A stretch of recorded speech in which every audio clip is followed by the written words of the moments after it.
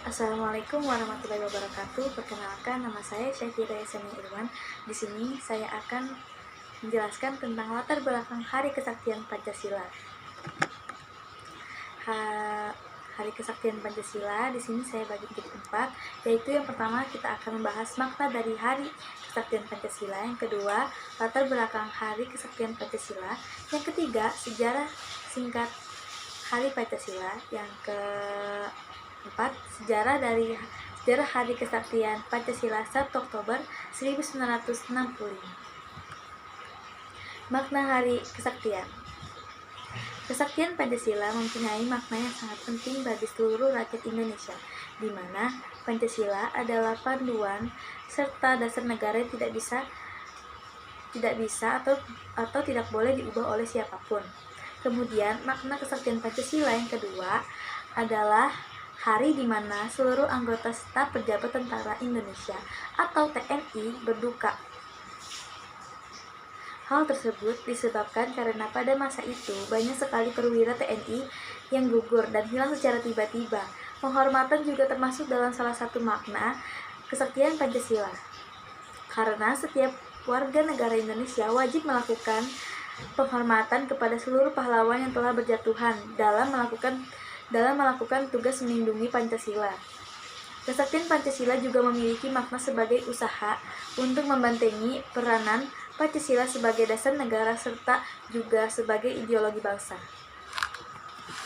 Yang kedua, latar belakang Hari Kesaktian Pancasila.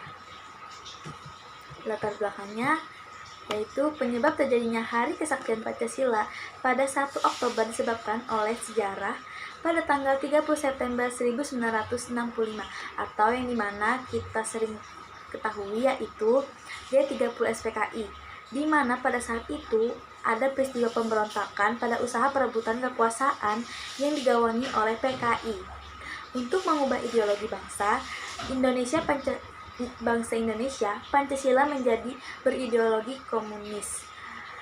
Tetapi tantangan yang diusahakan oleh PKI tersebut tidak berhasil, karena bahwa alangkah saktinya dan sakralnya Pancasila, sehingga Pancasila tidak dapat dirusak, bahkan dirubah oleh pihak komunis atau PKI pada saat itu. Karena kesaktian Pancasila tampaknya jadi diperingati sebagai Hari Kesaktian Pancasila setiap tanggal 1 Oktober. Selanjutnya ada sejarah singkat Hari Kesaktian Pancasila. Sejarah singkat Hari Pancasila. 1 Juni diperingati rakyat Indonesia sebagai lahirnya Pancasila. 75 tahun yang lalu,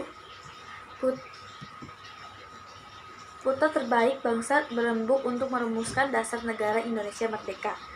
Badan Penyelidik Usaha-Usaha Persiapan Kemerdekaan Indonesia atau sering kita sebut sebagai BPUPKI lah yang turut membadani kelahiran Pancasila.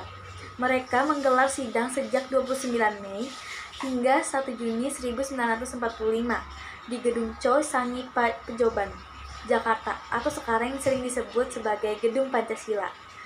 Nah, terus terdapat 3 tokoh yang mengemukakan pendapat mereka mengenai dasar negara, yaitu ada Muhammad Yamin, ada Supomo, dan Insinyur Soekarno. Pada 1 Juni 1945, Insinyur Soekarno berpidato menawarkan gagasan mengenai dasar negara Indonesia. Soekarno berusaha menyatukan perdebatan di antara para anggota BPUPKI mengenai dasar negara.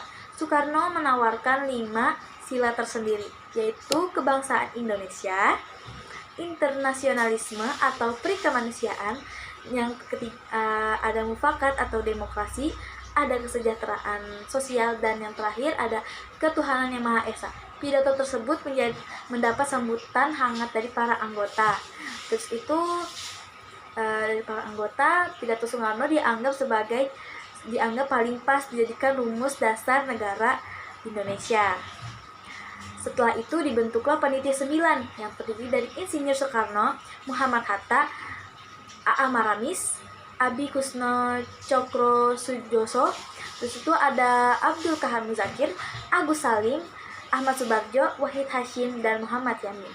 Mereka bertugas merumuskan ulang Pancasila yang telah dicetuskan oleh Insinyur Soekarno dalam pidatonya.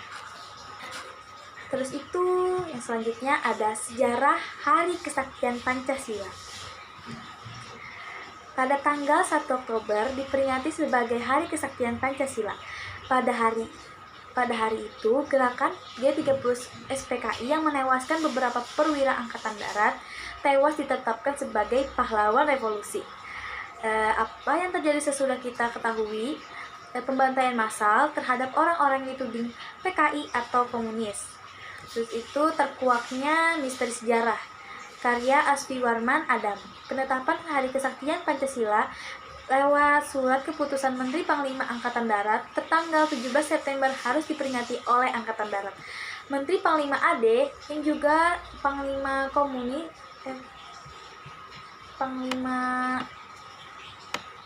Komando Pemulihan Keamanan Ketertiban saat itu adalah Soeharto. Inilah yang nantinya mengambil alih kekuasaan tertinggi dari Soekarno menjadi Presiden RI kedua untuk mengakhiri riwayat Orde Lama dan menggantinya dengan rezim Orde Baru. Sekian video dari saya. Terima kasih sudah menonton. Assalamualaikum warahmatullahi wabarakatuh.